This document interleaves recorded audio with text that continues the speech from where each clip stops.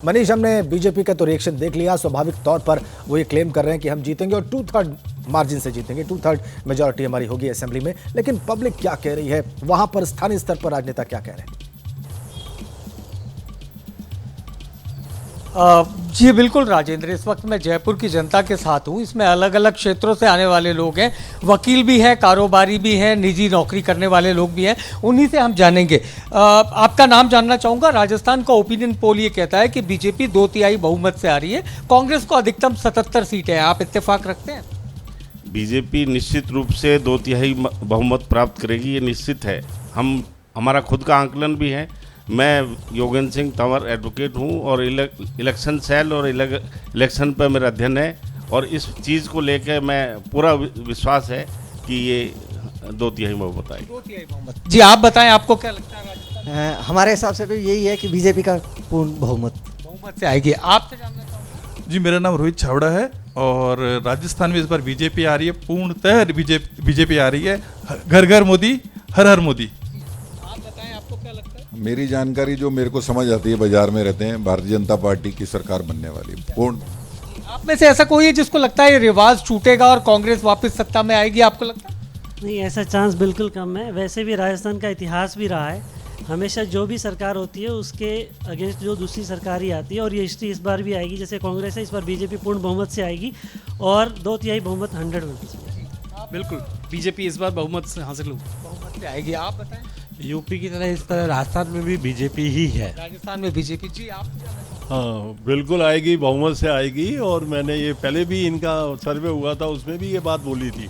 मैं रमेश गुलाटी, अध्यक्ष विकास समिति न्यू राजा पार्क रामगलियों का हूँ, और बिल्कुल 100% जो है वो बीजेपी की आएगी। पर ये बताएं तंवर साहब कि कांग्रेस की योजनाएं हैं जिसके दम पर वो वापसी की बात कर। देखिए, ये योजनाएं रेवड़ी जो बांटी, ये लास्ट में बांटी। आम आदमी समझता है कि किस स्थिति में बांटी, ये लालच दे के और धोखा दे के वोट लेने की बात है। आम आदमी इस बात को, राम और राम मंदिर मुद्दा रहेगा।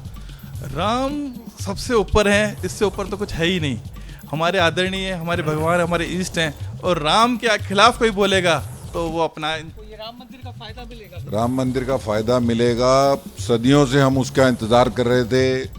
मोदी जी ने वो हमारे को दिया है राम मंदिर, उसका फायदा जरूर मिलेगा। कांग्रेस की जो मुफ्त मोबाइल और पेंशन और सिलेंडर, ये सब दिखावटी योजना है, इसका कोई इस पे इलेक्शन पे कोई प्रभाव नहीं पड़े। आपको कुछ सुविधा मिली सरकार की तरफ से? नहीं, मुझे कोई सुविधा नहीं मिली। और जिनको मिल रही है वो वोट नहीं देंगे? मैं तो ऐसे वोट नहीं देता। आपको क्या लगता है सरकार किसकी बन रही है? सरकार बीजेपी की बनेगी, और ये जो फ्री का बांट रहे हैं, मेरे हिसाब से इसका कोई लाभ नहीं मिलने वाला। कुछ फायदा नहीं मिलने वाला। तो राजेंद्र, अधिकांश लोग, बल्कि यूं कहूं कि ज्यादातर लोग ये मानते हैं कि बीजेपी 2/3 से ज्यादा बहुमत लेकर आ रही है। सरकार की योजनाओं का कोई लाभ कांग्रेस को मिलता नहीं दिख रहा। सवाल ये है कि क्यों? बिल्कुल ठीक कहा आपने मनीष। हम देख रहे थे लोगों की प्रतिक्रिया जयपुर में। हमारे साथ समीर चौगांवकर साहब हैं, वरिष्ठ पत्रकार हैं, राजस्थान की राजनीति को समझते हैं, लंबे समय से देख भी रहे हैं। समीर साहब, स्वागत है आपका। ये गहलोत साहब की जो घोषणाएं हैं, और जिसको अभी कुछ लोग रेवड़ियां बांटना भी कह रहे थे, लेकिन उसको घोषणा कहिए, उसका प्रभाव क्यों नहीं पड़ रहा इन नतीजों पर?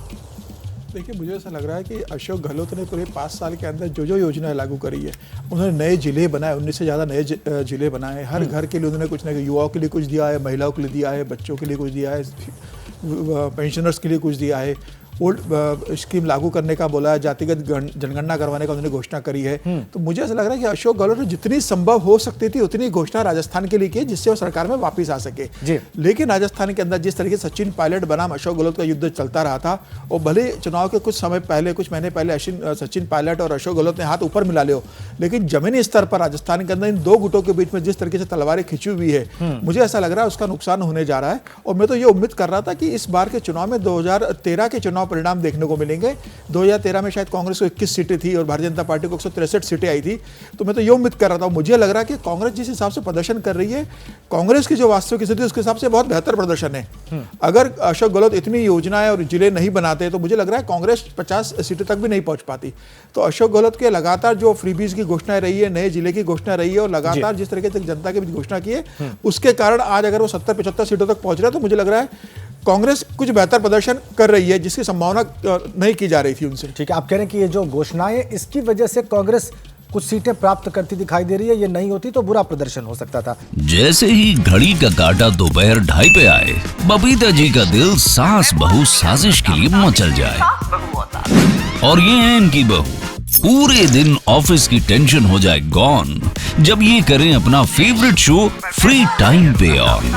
इनकी तरह आप भी देखिए अपना फेवरेट शो अपने टाइम पर और डाउनलोड कीजिए एबीपी लाइव ऐप अपने स्मार्ट टीवी पर।